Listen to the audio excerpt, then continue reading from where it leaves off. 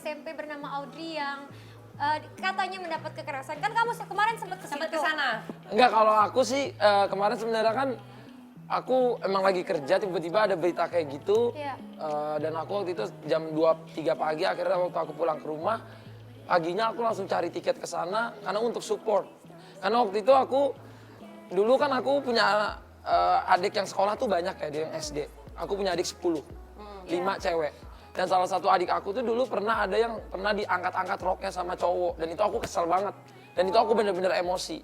Itu gimana sih dengernya kalau kita sebagai, aku tuh ngerasa kayak aku abang, kalau adik aku digituin tuh aku merindingnya sampai bener-bener mata aku tuh merah kayak kesel. Dan yang aku tahu ternyata setelah kita cari info, dia itu di Pontianak. Dan kita coba ngasih support ke keluarganya, kita ngasih support lah, mungkin apa yang dibutuhkan bantuan, bla bla bla. Ngasih supportnya gimana Atau lewat DM, apa DM? Atau Enggak, aku memang tim aku nyari kontaknya gimana. Terus akhirnya tiba-tiba dapat kabar dari Audrey-nya seneng banget sampai berkaca-kaca denger Atta nanyain kabar dia. Ternyata dia suka nonton video aku.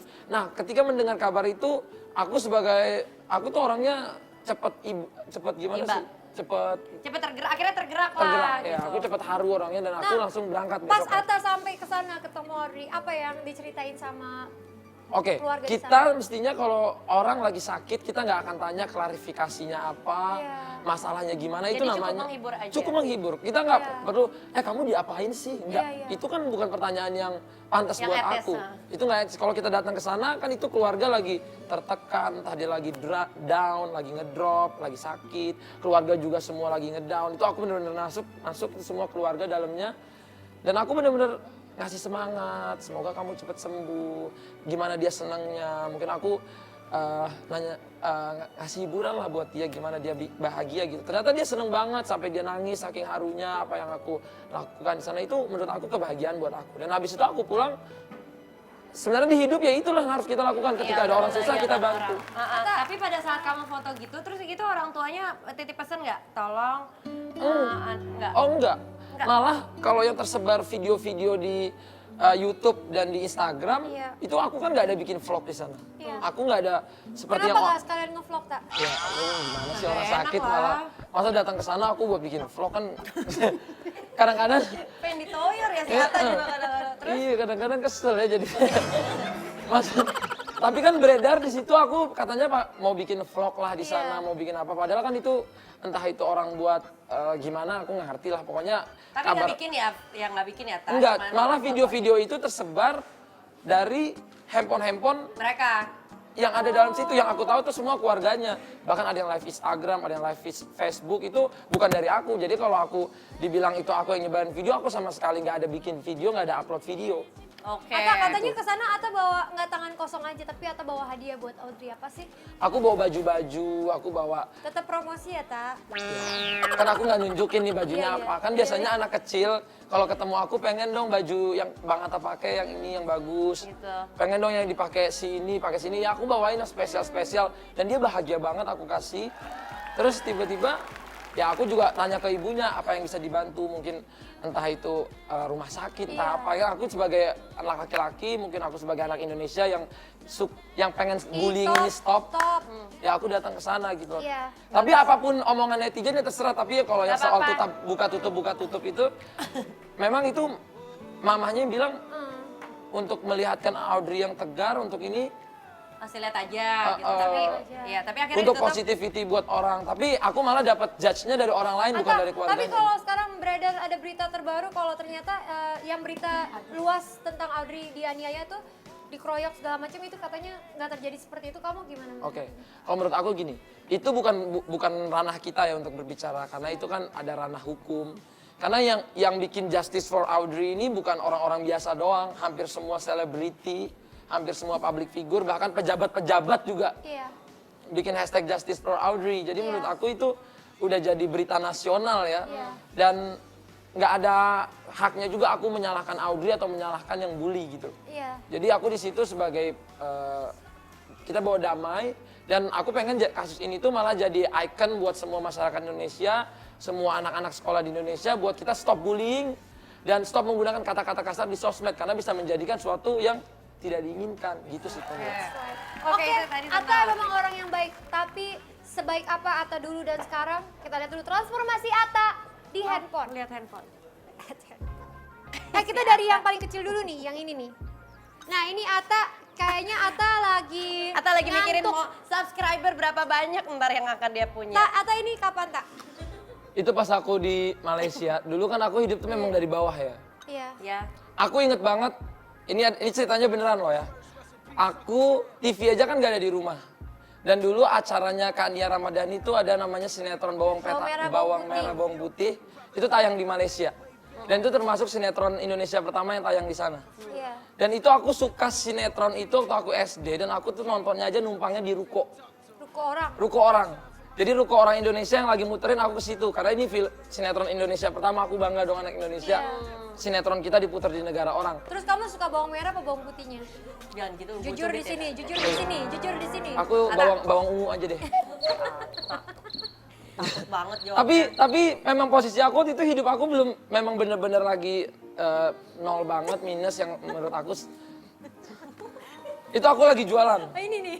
Iya, itu aku jualan di terminal. Apa? Si Atta emang dari kecil emang suka cari duit ya. Iya, aku tuh Kak, ini waktu berapa punya adik berapa? itu adik Atta aku kok udah gayanya kayak 5. kita sih. Atta gayanya kayak kita ya.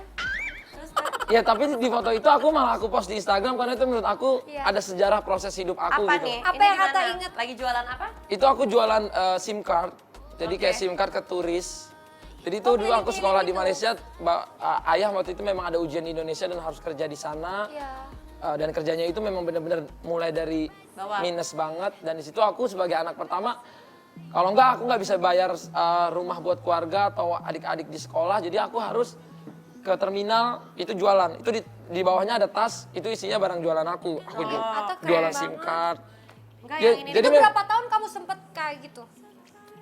Itu sampai dari aku masih kecil kan memang itu aku baru keluar dari sekolah. Aku memutusin keluar dari sekolah Jadi karena ini berhenti sekolah? Waktu karena umur 2 tahun gak bisa bayar SPP sekolah.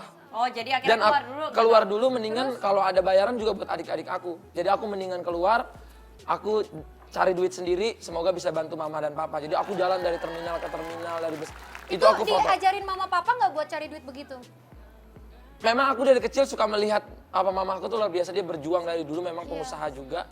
Dan aku dari situ aku juga belajar, mungkin nggak semua adik-adik aku beruntung kayak aku karena beruntungnya aku pernah ngerasain posisi sesusah itu. Gitu. Kalau mereka mungkin udah sekarang lahir udah seneng beberapa, tapi didikan orang tua itu hebat waktu itu sampai aku bisa kayak gitu, bisa dagang di terminal. Jadi mentalnya udah kuat ya, Mentalnya kuat, dari makanya- dulu. Mental baja. Nah, ini umur Udah kali berapa? Atta mah udah bikin juga gini. Umur berapa?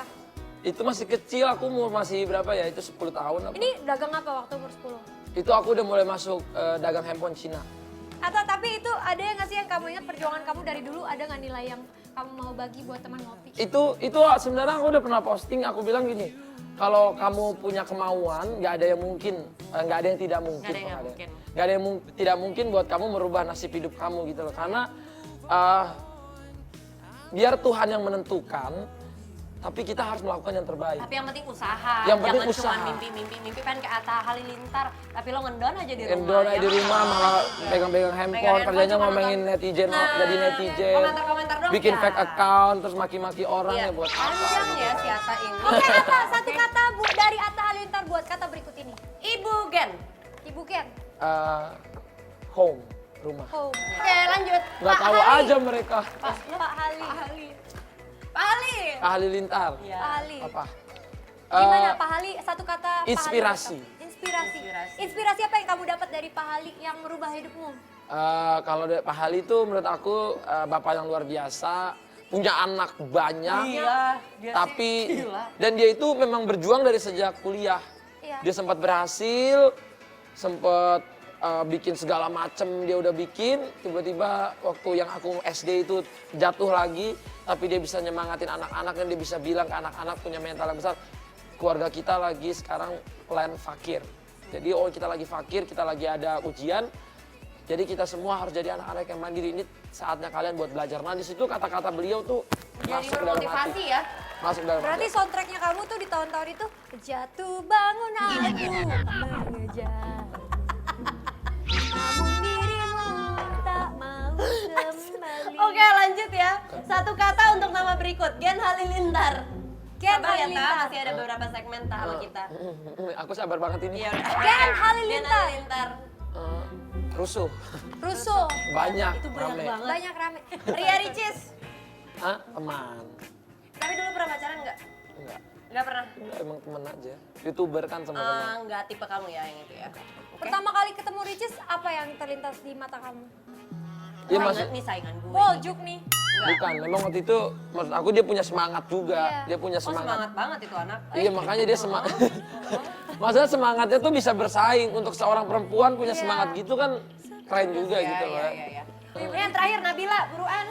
Satu kata aja deh. Perempuan, Iya, Ya, gue apalagi? juga tahu, John, kalau kayak gitu. Cemumun juga udah tahu di rumah. Ayo, iya perempuan udah. Apa?